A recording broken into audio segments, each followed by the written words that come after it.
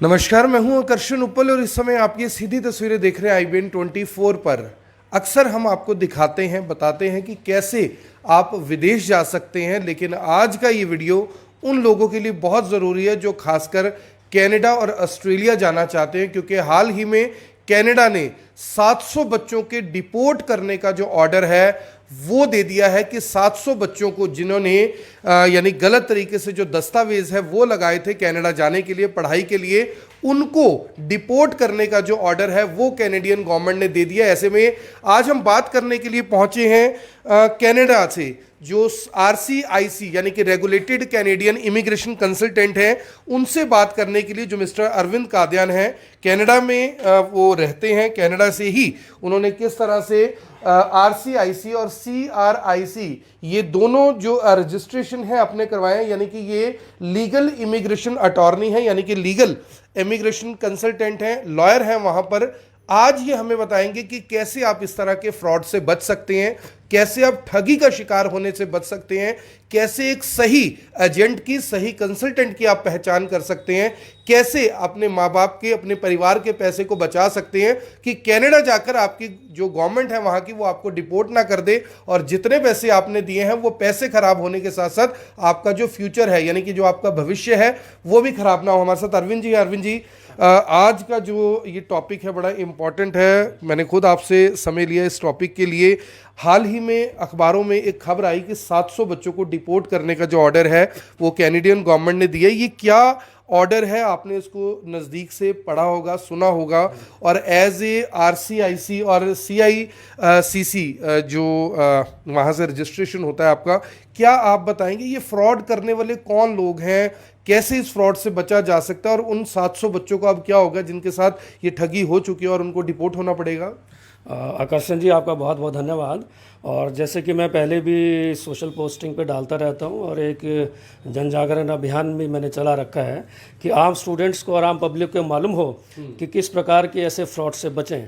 तो ये जो फ्रॉड हुआ है, 700 स्टूडेंट्स का जो डिपोर्टेशन किया गया है, इसके पीछे सबसे बड़ी बीमारी यही है कि जब तक हम ये सुनिश्चित नहीं करेंगे कि कोई भी व्यक्ति विशेष या कोई एजेंसी जो है जब कोई वीज़ा सर्विसेज दे रही होती है तो वह व्यक्ति विशेष क्या उस फॉरेन गवर्नमेंट की रेगुलेटरी बॉडी के द्वारा क्या वो ऑथराइज्ड है इस सर्विस को देने के लिए या नहीं है। क्योंकि जब वो ऑथराइज्ड होगा, for example government of Canada जिसने भी काम किया है, कोई मोहाली का या पंजाब का जो भी आदमी है, और माफ़ कीजिए हरियाणा में भी ये कई और उजागर होंगे क्योंकि मैं इस इंडस्ट्री में ही हूँ और मैं इस इंडस्ट्री में ये देखता भी रहता हूँ कि बहुत इसमें धमाल मचा हुआ है कि without any legal authority, without having licence, ये जो जितनी भी फाइल्स ये लोग करते हैं, ये फाइल स्टूडेंट के नाम से ही फाइल लगाते हैं, उसी के सिग्नेचर करते हैं, कोई अपना इनको कोई ऑथेंटिकेशन, जैसे कि एक फॉर्म होता है, फॉर्म नंबर 5476 जो कि एक रिप्रेजेंटेटिव फॉर्म होता है। जैसे कि एक लॉयर किसी की पिटीशन को लगाता है तो पिटीशन को लगाने के साथ साथ वो ये लिखता है अपना वकालतनामे में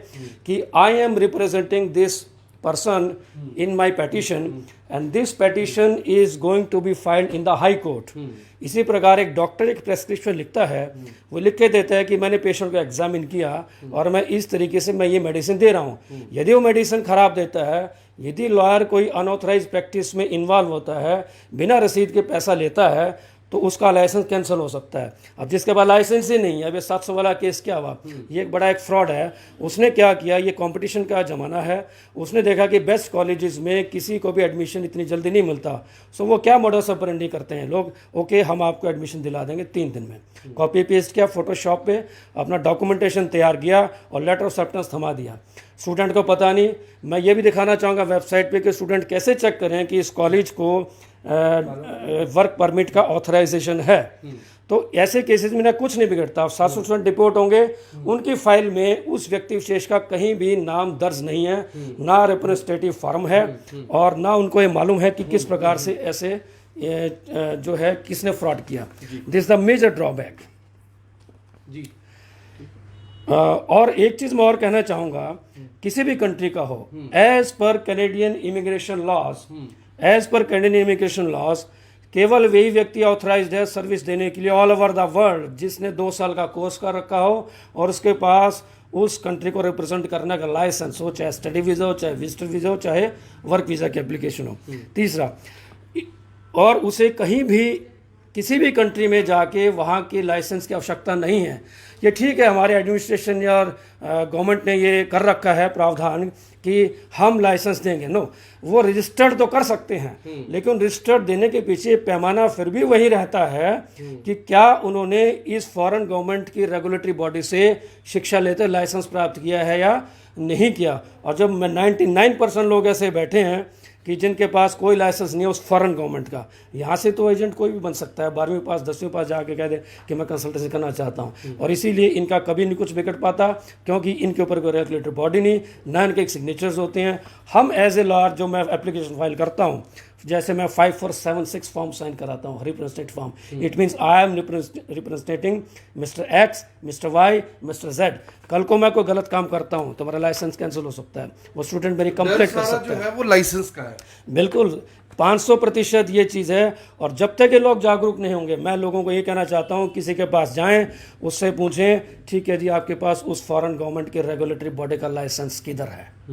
यदि वो कहते हैं तो उसको फाइल दीजिए, यदि नहीं है तो उसको नमस्कार कीजिए। सर ये बड़ा इम्पोर्टेंट है। चलो जो आपने बातें बताई, अब बात आती है कि अक्सर जो लोग हैं वो एजेंट्स के साथ पास फंस जाते हैं। सपोज आपने कह दिया कि जी यूनिवर्सिटी की फीस 10 लाख रुपए है, 11 लाख है, 8 लाख है, जो भी है, वो 50,000 ऊपर नीचे कर लेते हैं, या बच्चे को कह देते हैं कि तेरा मैं गैप पूरा करवा दूंगा, तेरा ये कर दूंगा। बच्चों को लालच होता है कि चल यार मैं कादियान जी के पास गया था, उन्होंने तो मना कर दिया क्योंकि वो 1 नंबर में कर रहे थे, ये 2 नंबर में कर रहा है, भेज तो रहा ही है ना मुझे। तो वहाँ तो बचने की जरूरत है। कैसे विजिलेंट कैसे हो? मैं बताता हूँ, देखो ऐसे है, अभी जो 700 का केस क्या हुआ, जैसे कि 16 लाख से 20 लाख का उसने टारगेट लिया package, on an average 18 lakh लिए। बढ़िया से बढ़िया कॉलेज की फीस 12 लाख से ऊपर नहीं होती, यूनिवर्सिटी 12.5-13 तक जाती है। मान लीजिए उसने बढ़िया से बढ़िया कॉलेज में भी कराया तो 12 लाख की फीस दी, ठीक है, वो भी नकली रसीद, नकली कॉलेज, ओरिजिनलिटी में कोई लेटर ऑफ एक्सेप्टेंस नहीं है। तो 12 लाख का दर्शाते हुए उसने 12 से, यदि वो सही ढंग से काम करता 18, तो उसने 6 लाख कमाए। और ये लोग क्या करते हैं, वहाँ जब स्टूडेंट पहुँच गया तो उनको फ़ोन करते हैं, वी आर सॉरी आपका जो है वो सीट नहीं अवेलेबल है, हम ऐसा करते हैं आपको फीस वापस करते हैं। देखो क्या मोडस ऑपरेंडी है लोगों का, अपने आप को ईमानदार प्रदर्शित करते हैं, yes we are returning your money. Money कितना देगा? 12 लाख, 6 लाख कमा रखे हैं। सेकंड ऑप्शन उसने क्या दी इस केस में कि ठीक है आप चाहें तो हम आपको कॉलेज चेंज कराते हैं। तो कॉलेज वो 12 लाख में कॉलेज कराएगा 8 लाख, 7 लाख, 6 लाख वाला।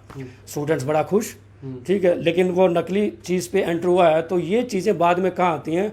जब फाइनल स्टेज पे जब कई कलियाँ खुलती हैं। तो बचने की ज़रूरत कहाँ पे है? क्या ऐसा किया जाए कि चलिए अब आप तो करनाल के एक यानी कि जगह पर आपका ऑफिस है कैड इमिग्रेशन सर्विसेज के नाम पे, लेकिन सब लोग तो आप तक नहीं आ सकते। बहुत सारे जो एजेंट्स हैं कुछ अच्छा काम भी कर रहे हैं, लेकिन बहुत सारे एजेंट्स हैं जो हमारे पास भी कई बार लोग आ जाते हैं, जी इसने मेरे साथ गलत कर दिया, मेरे पैसे इससे दिलवा दो। बचने की क्या ज़रूरत है? विजिलेंट कैसे हों? कैसे पता लगे कि इस एजेंट के पास नहीं जाना, ये ठगी कर सकता है, फ्रॉड कर सकता है? देखिए मैं दिखाना चाहूँगा टीवी स्क्रीन पे कि किस तरीके से आप चेक कर सकते हैं कि कोई एजेंट जो है वो अपना कैन आई सेट या श्योर तो किस तरीके से आप चेक करें। जैसे ये एक वेबसाइट है जी, CICC, find an immigration consultant, ये गवर्नमेंट ऑफ कनाडा की वेबसाइट है। अब मैं इसको दिखाना चाहूँगा, जैसे कर्सर है, आप गूगल पे CICC करेंगे तो college of immigration and citizen consultant, अब यहाँ मैं क्लिक करने जा रहा हूँ, आई एम क्लिकिंग इट। कहीं भी all over the world online बैठे फाइंड एन इमिग्रेशन कंसल्टेंट, अब ये आएगा तो ये पब्लिक रजिस्टर आ रहा है। अब इसमें ऑनलाइन हम कहीं भी देख सकते हैं। अब ये जैसे कि मान लीजिए मेरा नाम है, मुझे बड़ी खुशी होगी अपने क्रेडेंशियल्स व्यूअर्स को दिखाने की। अब जैसे मैं अपना लास्ट नेम टाइप कर रहा हूँ, just hold on please, Kadian, IAN Kadian, और मेरा फर्स्ट नेम है अरविंद कुमार है, लेकिन फर्स्ट नेम यहाँ लिखना है ARVIND, कादियान अरविंद। तो मुझे को देखना चाहता है तो मेरा नाम लिखेगा, लास्ट नेम अरविंद, और यहाँ पे ये सर्च करेंगे। सर्च करते आप देखेंगे मेरा नाम रिफ्लेक्ट हो रहा है गवर्नमेंट ऑफ कनाडा की वेबसाइट पे, स्टेटस एक्टिव है, स्टेटस एक्टिव, ये मेरा रजिस्ट्रेशन नंबर है।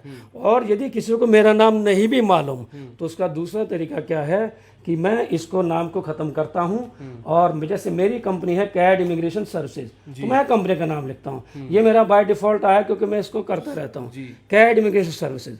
अब मैं इसको यानी मैं क्या करूँगा, मैं यहाँ जाऊँगा सर्च पे क्लिक करूँगा तो कंपनी के नाम से इस कंपनी को कौन रिप्रेजेंट कर रहा है। कॉन्टैक्ट में जाएंगे तो पूरी डिटेल हाँ, कॉन्टैक्ट में जाएंगे तो एक मैं चीज़ और सारी बताऊंगा बाद में। और तीसरा तरीका क्या है, यदि मुझे ये भी नहीं मालूम, एक और तरीका क्या है, कई बार कंपनीज कहते हैं नाम कोई और होता है, एजेंट कोई और होता है, तो मैं यहाँ RCI से अपना नंबर भी लिखता हूँ। जैसे मेरा नंबर है R 522 823। Let me check if it's the correct number. Yes, 522 823। तो मैं इसको यदि ऐसे करता हूँ तो भी फिर भी मेरा नाम आता है। जी, ओके, डिटेल आ जाएगी। डिटेल फाइल उसको दीजिए जिसका इस गवर्नमेंट ऑफ कनाडा के वेबसाइट पे हो। यहाँ कई और इसको जब सर्च करते हैं कॉन्टैक्ट में जाके, तो मेरा वहाँ का मेरा रजिस्टर्ड लाइसेंस वहाँ का, तो नेचुरली वहाँ मुझे कंपनी रजिस्टर्ड करानी पड़ेगी। माई कंपनी वहाँ भी रजिस्टर्ड है और यहाँ भी रजिस्टर्ड है। और जो एज ए लॉयर जो काम करेगा, जब तक ये क्रेडेंशियल चेक नहीं होंगे तब तक किसी को भी वो फाइल देने की आवश्यकता नहीं है। और दूसरी चीज़ जो आपने पूछी कि कैसे पता लगे कि कोई इंस्टीट्यूशन है, क्या वो वर्क परमिट देने के लायक है या नहीं है, मैं वो भी दिखाना चाहूँगा। प्लीज़ यदि ये स्क्रीन पे हम आ सकें दोबारा, तो मैं इस पे गूगल पे क्या करूँगा, इसमें जैसे DLI college list of Canada, ठीक है, इसको मैं क्लिक करने जा रहा हूं। और ये गवर्नमेंट की वेबसाइट है, डेजिग्नेटेड लर्निंग इंस्टीट्यूशन लिस्ट। मैं इसको क्लिक करता हूं। ऑथराइज्ड कॉलेज है, ऑथराइज्ड कॉलेजेस, वो कॉलेजेस सारी लिस्ट है इसमें कि जिनके कॉलेजेस में जो प्रोग्राम्स हैं वो आगे बच्चा स्टडी करेगा तो वर्क परमिट एलिजिबल होगा कि नहीं होगा। अब देखिए यहाँ सब, मान लीजिए प्रोविंस को मैं ऑन्टारियो सिलेक्ट करता हूँ, ऑन्टारियो के जितने भी कॉलेज यहाँ आ गए हैं, ठीक है, ये कॉलेज है, ये work permit, post graduate work permit के लिए एलिजिबल नहीं है, ये भी नहीं, ये भी नहीं है, नो नो नो। अब यस क्या होगा, फॉर एग्जांपल मैं एल्गोमा यूनिवर्सिटी टाइप करता हूँ, एल्गोमा यूनिवर्सिटी आ गया by default, yes yes yes. और ये करियर एकेडमी है, नो। तो ये अनस्क्रूपलस एजेंट्स क्या करते हैं, एक तो इनकी 7-8 लाख से फीस ज़्यादा नहीं होती जो नो लिखे होते हैं, यहाँ पे एडमिशन कराते हैं, बच्चा बड़ा खुश हो जाता है कि ठीक है फलाने एजेंट ने मेरा काम करा दिया, लेकिन जब वर्क परमिट लेगा तो वर्क परमिट उसको नहीं मिलेगा। ठीक है, तो ये मुझे लगता है कि बड़ा इम्पोर्टेंट जो अरविंद कादियान हैं, मैंने बताया कि RCIC और CRIC से जो रजिस्टर्ड इमिग्रेशन अटॉर्नी हैं, और इन्होंने बताया कि कैसे आप फ्रॉड से बच सकते हैं। अगर आप भी कनाडा जाने के इच्छुक हैं, ऑस्ट्रेलिया जाने के इच्छुक है, किसी और कंट्री में जाने के इच्छुक हैं, और आपको ये अंदाज़ा है कि जो पैसा आप भरने जा रहे हैं वो आपकी मेहनत की कमाई है, आपने लोन पर वो पैसा यानी कि कहीं ना कहीं उठाया है, आपने घर बेचकर वो पैसा उठाया, आपके माता पिता की सेविंग्स है, FD है, उसको तोड़कर आप उस पैसे को खर्च करने जा रहे हैं। तो इस फ्रॉड से बचने के लिए ये वीडियो आप खुद भी देखें, इससे शेयर भी करें उन सबके लिए जो लोग बाहर जाने के इच्छुक है। सर लास्ट में क्या मैसेज देना चाहेंगे? जी आकर्षण जी, एक चीज़ मैं और कहना चाहूँगा, जो भी रजिस्टर्ड इमिग्रेशन लॉयर है वो क्या काम करेगा, बच्चे को सिर्फ स्टडी के लिए भेजना ही मकसद नहीं होता है। स्टडी के लिए किसी को आने की ज़रूरत नहीं, ना मेरे पास ना किसी के पास। मेन चीज़ होती है PR लेना, और PR किसी भी कंट्री का लिया जाए, जैसे कनाडा का, तो वहाँ एक पॉइंट बेस्ड सिस्टम होता है, और वो पॉइंट बनते हैं एजुकेशन, उसके कनाडा वर्क एक्सपीरियंस, उसकी क्वालिफिकेशन और उसकी लैंग्वेज एबिलिटी के आधार पर। अब मेरे पास जो स्टूडेंट्स आता है तो मैं उसको एक रोड मैप बना के देता हूँ कि 2 साल 3 साल 4 साल इतनी पढ़ाई ज़रूरी है, इतना वर्क एक्सपीरियंस ज़रूरी है, पहले से ही पॉइंट्स को प्री कैलकुलेट करने के लिए। यदि मेरे अनुसार कोई स्टूडेंट चलता है तो मैं ये 500% 700% गारंटी दे सकता हूँ, एज़ पर इमिग्रेशन रूल्स। जो वेबसाइट कह रही है कि इतने पॉइंट्स आपके 2 साल मिलेंगे, इतने 3 साल से, you will definitely be having a permanent residency. हमें बच्चे का फ्यूचर बना है, उसको बॉर्डर नहीं टपाना है। अगर जानकारी लेना चाहे, मैं जो नंबर अगर आपका नीचे लिख दूं, कोई दिक्कत तो नहीं उसमें? नहीं, कोई दिक्कत नहीं। और असेसमेंट फॉर्म भी हमारा इसमें वेबसाइट पे इंक्वायरी है, info@kadimmigration.ca, और मेरा नंबर व्हाट्सएप और ओवर द वर्ल्ड है। असेसमेंट का, डिस्कशन का कोई चार्ज नहीं है, कोई भी आ सकता है। और एक मैं लोगों को एक चीज़ और कहना चाहूँगा कि एजुकेशन में ठेके नहीं चला करते, कैरियर में कभी पैकेज नहीं चला करते। लोगों की भी गलती है कि लोग चाहते हैं पासपोर्ट दे के हमें वीज़ा लगवा दो। मैं कहना चाहूँगा यदि आप किसी डॉक्टर लॉयर के पास जाते हैं, बी प्रिपेयर्ड टू पे द कंसल्टेंसी फीस। वो आदमी आपके 3-4 लाख बचा रहा है इस बात के, तो इसमें संकोच करने की ज़रूरत नहीं है। हमारी पब्लिक को भी समझना पड़ेगा, स्टूडेंट्स को भी इस बात को। ये बड़ी बात है कि समझना ये पड़ेगा कि अगर थोड़ी बहुत कंसल्टेंसी मांगी जाती है तो वो उनका जो भी आरसीआईसी या सीआरआईसी से ऑथराइज्ड है उनका वो हक बनता है, लेकिन हम वो पैसा देने की जगह कहीं ना कहीं पैकेज सिस्टम में चले जाते हैं, यानी पैसे चाहे ज़्यादा ले लो लेकिन लगवा दो मेरा वीज़ा किसी तरीके से। तो मेरी आप सभी से अपील, जो भी लोग इस वीडियो को देख रहे हैं इसे साथ के साथ ज़रूर शेयर करें। कनाडा जाने वाले फ्रॉड से बचने के लिए इस वीडियो को ज़रूर देखें, इसे शेयर करें, और अगर आप कोई जानकारी लेना चाहते हैं तो नीचे दिए गए नंबर पर संपर्क कर सकते हैं। धन्यवाद।